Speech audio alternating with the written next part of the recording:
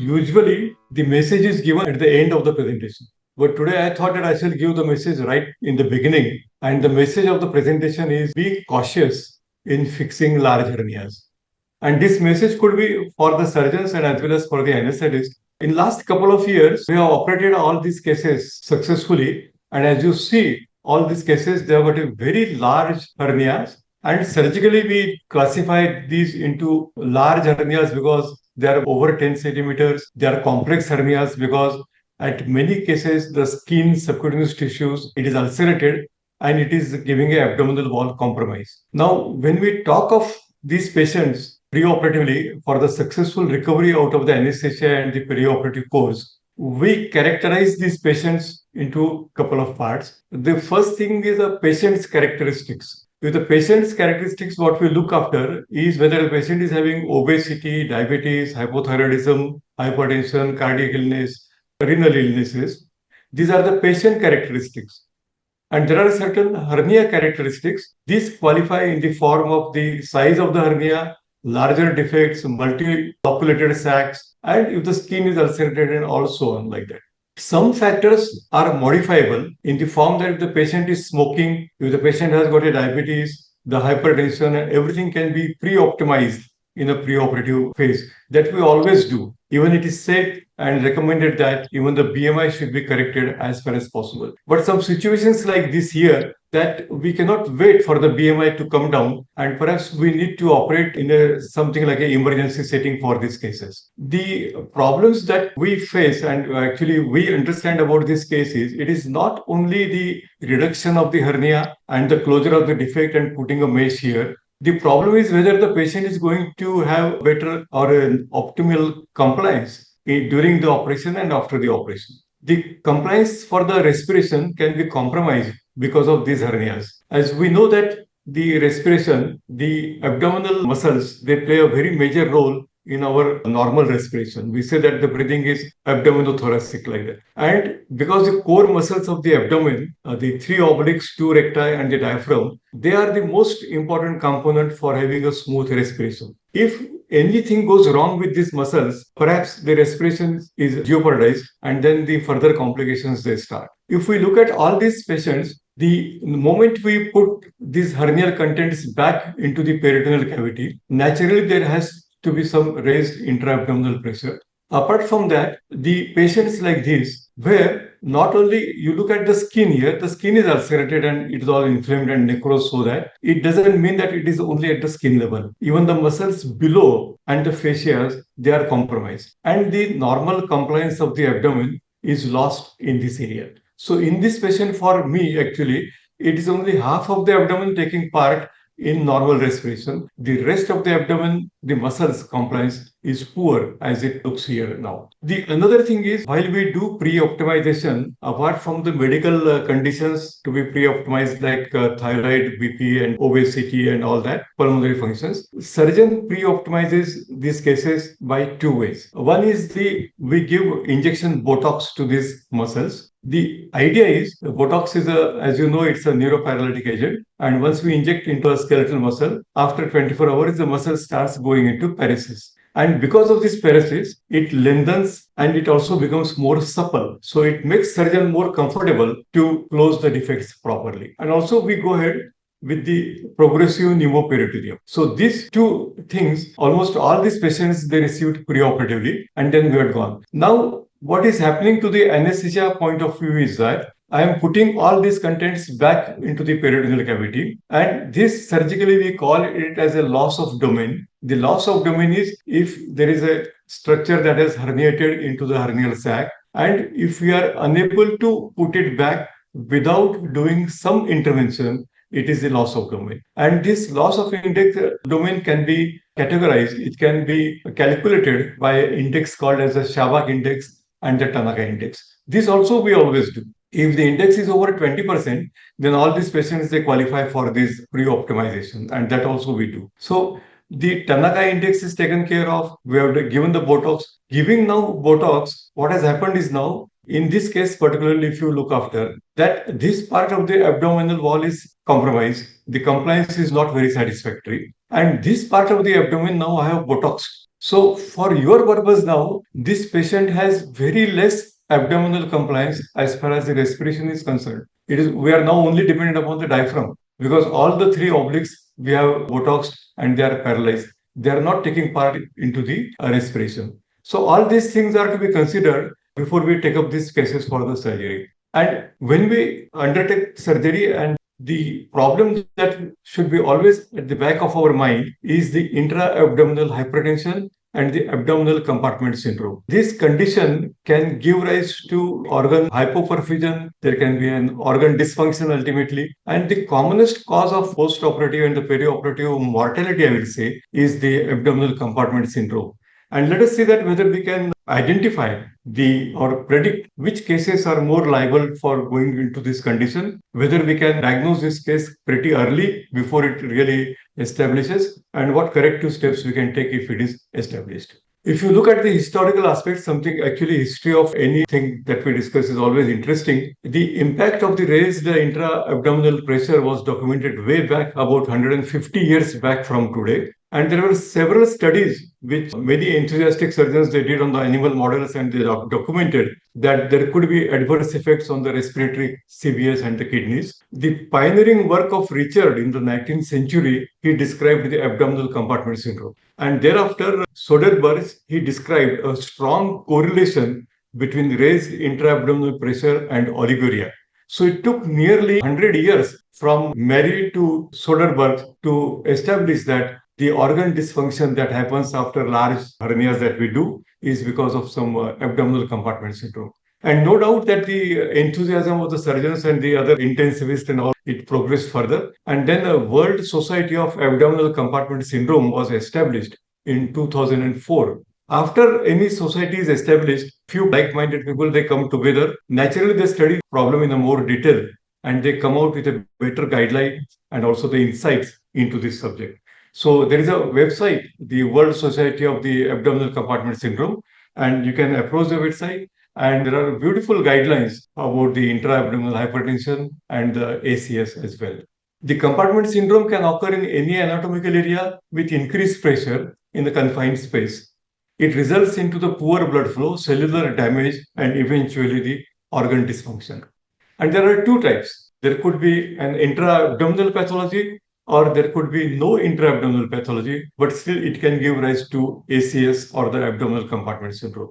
The conditions where the intra-abdominal pathology we commonly see is the abdominal trauma.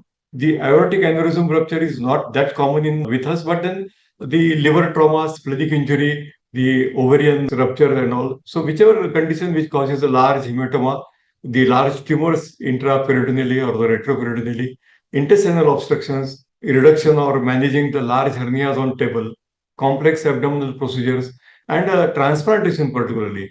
That when an organ is added into the body, particularly kidney transplantation for that matter, we never think of that it can raise intra-abdominal pressure because one more organ has been added to the body, very less cavity inside. And the secondary causes which are unrelated to the abdominal pathology, they could be ascites because of a renal problem, could be cardiac problem, hypoproteinemia. This large volume fluid replacement is very important. And this happens in very aggressive resuscitation. When the patient has got a blunt abdominal injury, patient is having a loss in the blood pressure. The fluid loss is very acute. It can happen even intraoperatively. But large fluid replacements in a short time is one of the factors for producing the intra-abdominal compartment syndrome. And the ileus and the septic shock. Septic shock, because of its virtue of capillary leak that happens in the septic shock, it produces the raised intra-abdominal hypertension. As far as the hernia related is concerned, the surgery on any large, it may not be always an abdominal or the incisional hernia. It could be even an inguinoscrotal hernia. And a large hernias with loss of domain, as I told you, that there are two indexes that we always calculate, Shabaka index and Tanaka index. Any one of these can be good for our reference. And if Tanaka index is over 20%, that means that the 20% of the abdominal contents have herniated out. Then these cases, they qualify for a little more attention and a preoperative optimization in the form of Botox or a progressive pneumoperitoneum.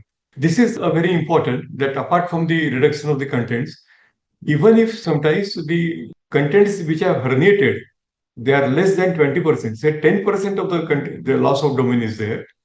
But if the abdominal wall is not compliant for some other reasons, then even reduction of smaller hernias can give rise to an raised intra-abdominal hypertension. So it is not that it is always a larger hernia which will give all these things. And there are certain patient factors in the form of particularly obesity. I will little elaborate in more detail in my next slide. But these two factors are very important apart from the, because as a clinician, we look at the hernia. I always look at the abdominal wall, that even if I reduce 10% of the content, whether this abdomen is accommodative to receive this herniated content, otherwise we are going into a intra-abdominal hypertension. The mechanism is of the intra-abdominal hypertension is a decreased abdominal wall compliance, and this happens in obesity, burns, and the abdominal wall surgery. When incisional hernia cases, they always have multiple abdominal wall surgery. With every surgery, the muscles are traumatized. There could be fasciitis, and there could be fibrositis, and the muscles of the abdomen could be less compliant. And this is particularly true nowadays when we keep very large meshes in the abdominal wall as abdominal wall reconstruction. So beware of the cases who have already had a mesh plasty in the past, because that abdominal wall is not compliant. So only if reduction of small contents can give rise to a problem during a surgery or even the post-operative period. The increased intra-luminal pressure like ileus, volvulus, the distended bowel can give rise to the raised IH. Extraluminal abdominal volume in the form of hemo or pneumoperitoneum, pancreatitis, tumors are the other causes, and capillary leak, particularly in the case of sepsis. And this is very important from anesthetics point of view, that a massive blood transfusion or a massive fluid replacement during resuscitation in a very short time can always lead to the intra-abdominal hypertension. The normal intra-abdominal pressure, you will be surprised, it is just 0 or 0 to 5 millimeters of mercury. It is very low. In any illness, because of capillary leak, it raises by about 2 to 3 millimeters. We call it as an intra-abdominal hypertension if it is more than 12 millimeters of mercury. And abdominal compartment syndrome is if the pressure goes over 20 millimeters of mercury. Here, one point of importance is that if the abdominal pressure has increased, then what is really important is the intra-abdominal perfusion pressure. That is the mean blood pressure less intra-abdominal pressure that recorded. And this figure, it should be over 60 to 70 millimeters of mercury. If this figure is less than that, then mostly the intra-abdominal organs, they are hypoperfused, like mesentery, intestines, and the kidneys particularly, and they are going to cause problems for us. Intra-abdominal compartment syndrome is independent predictor of the mortality. So always try to avoid patient going into the ACS, and we must always pick up the cases when this IH is developing and take the corrective steps. Now, this is one slide I told you earlier that obesity is one of the very important factor while we deal with these cases, because there is great relation between the intra-abdominal pressure and the obesity. Just look at these normal physiological activities that anybody can do. Say a simple cough, it can raise the intra-abdominal pressure to 81 millimeters of mercury in a normal individual who is not obese.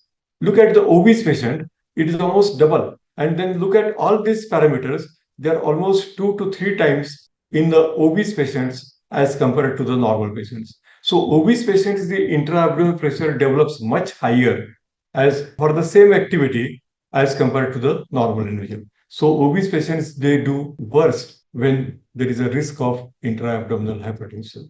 The World Society has graded the intra-abdominal hypertension into 4 categories, 1, 2, 3, and 4. And these are the readings 12 to 15, grade 1, 16 to 20, grade 2, 21 to 25, grade 3, and more than 25, it is grade 4. Grade 4 is almost a very serious mortality. What happens actually, pathophysiology, by raised intra-abdominal pressure, there is pressure over the IVC, the venous return to the heart is less, the cardiac output drops, and then there is a tissue anoxia. The raised diaphragm, it causes raised intrathoracic pressure, and there is pressure over the heart by direct mechanical pressure, and again there is a less cardiac output. The intrathoracic pressure, it also gives more pressure over the airways, so that your now peak pressure can start rising because of this mechanism, and there could be an alveolar atelectasis.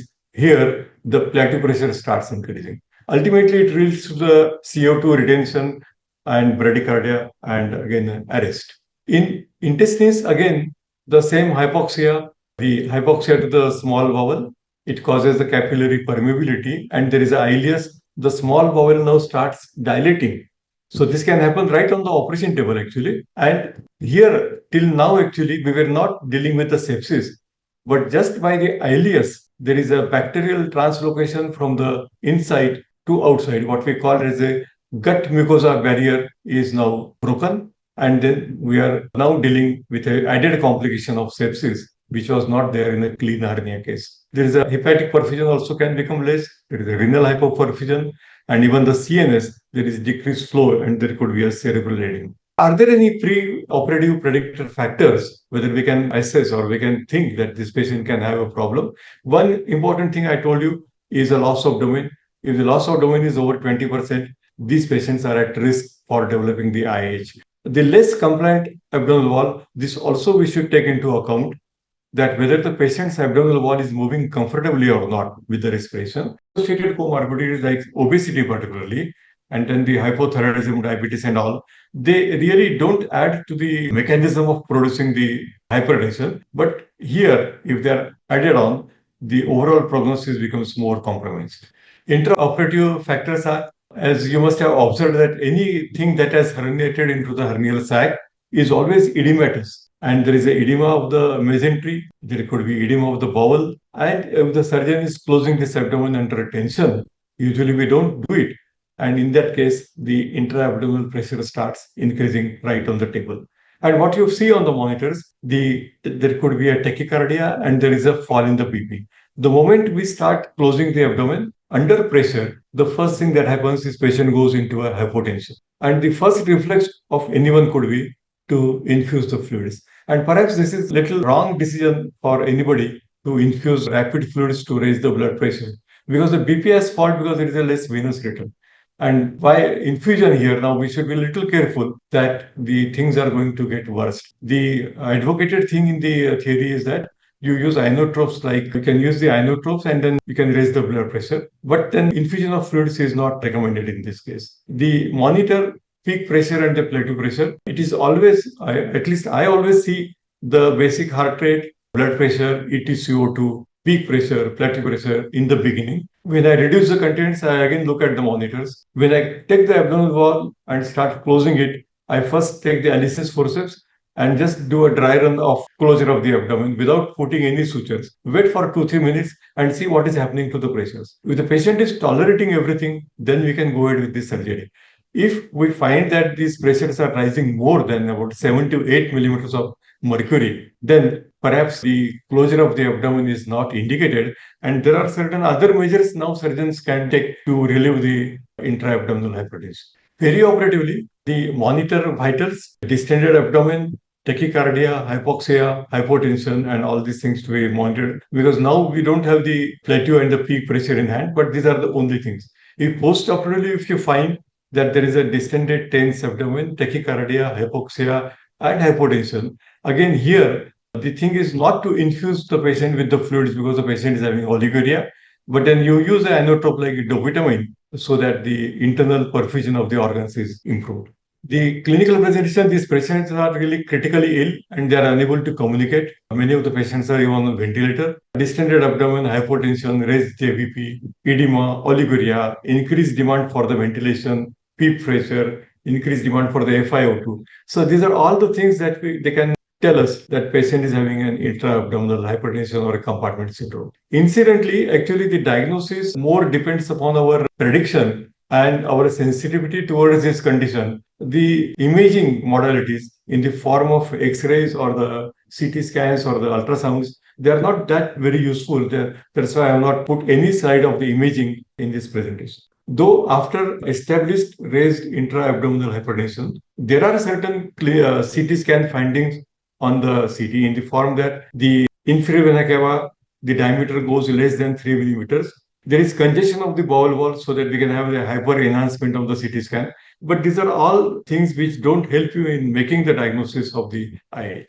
The best thing that you do, either intraoperatively or even perioperatively, is to measure the intra-abdominal pressure by transvesical route. We can have a Foley's catheter in place and then attach it to either a transducer so that we can get the readings in the millimeters of mercury, or then we can have the monitoring like a JVP where we can have water and then we can get readings in centimeters in water. So both the things are possible perioperatively. I have not done personally this monitoring, but then in some select cases, we can certainly rely on this. There are many centers in India who are regularly monitoring this intravesical pressure. The only risk I find in our setup sometimes is that constantly we are irrigating bladder and then there could be some chance of infections and so on. The management is prevention and early diagnosis is advised. And this World Society of ACS management guidelines are if the IAP is more than 12 millimeters of mercury, start measuring IAP every 6 hourly.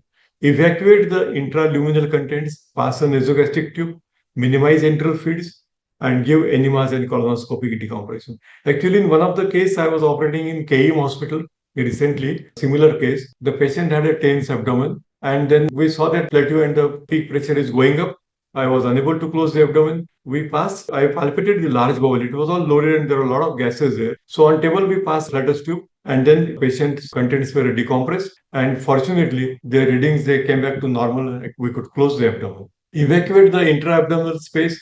The ultrasound guided aspirations of the tapping of the fluids that accumulate in the peritoneal cavity, improve the abdominal wall compliance. Here, I think some role is there that patient should be well sedated and there should be good analysis. A patient who has got a post-operative pain, again, the compliance of the abdominal wall goes down. And we must see that the patient is either having a epidural or some proper analgesic so that the pain is less. Remove the compression dressings and even perioperatively in some select cases, if Botox is not used earlier, we can Botox this patient's perioperative period. Botox takes about 12 hours to act and then again can make the muscles more flaccid. The intra-abdominal cavity increases and the pressures can come down. Optimize fluid administration. This is very important in the perioperative and even during the intraoperative management. You aim for zero or even a negative fluid balance. Don't overinfuse the fluids. This is going to increase the edema of the bowel, mesentery and everything and is responsible for raised IAH. Resuscitate with hypertonic fluids and colloids. Diuretics can be used with judgment and sometimes even hemodialysis is advised when there is a lot of fluid retention. There are certain surgical measures that surgeon can take during operation or the patients who are having an impending ACS. And this is, I told you, we can either have some facial, stepwise facial closure or then don't close the abdomen, keep the viscera in Bogota's bag, bridge mesh plastic, Botox I talked to you. And this is new device that has now come in the market. It is already used in India at a couple of centers. And in the next case, even perhaps there is a case suitable for this, we can use this device. And this is a fasciotense. This can be applied. Simple thing is that it pulls the abdominal wall under pressure so that mechanically there is all these muscles are lengthened. And it is said that it can give a release of about 10 to 12 centimeters or even up to 15 centimeters in difficult cases. So the patients who are having more peak pressure, plateau pressure, we are unable to close the abdomen. We can use Botox in the perioperative period or intraoperatively we can apply this device and get rid of this intra-abdominal hypertension. In conclusions, the IAH and ACS is a very serious condition with very high mortality. High risk of patients can be predicted in a pre-operative workup. Intraoperative monitoring with attention to peak and plateau pressure is very essential for early diagnosis. And during post-operative period, high index of suspicion and prompt therapeutic measures, they are desirable. Use of Botox and fasciotense is a new modality and it should be considered in the management. Botox we are already using for last couple of years. Fasciotense I have not used so far, but perhaps in new further suitable case, we shall use this fasciotense. Multidisciplinary approach is often required in this management of large hernias. And what is important is we sensitize every member of the surgical team, anesthetists, surgeons, the assistant surgeons, the residents, the ICU people, the nurses even I will say. And they should see and pick up that patient is having a requirement of more oxygen or they are getting deteriorated in a perioperative period. So sensitize so that early diagnosis is possible for the favorable prognosis. Sorry for the spelling mistake here. Thank you.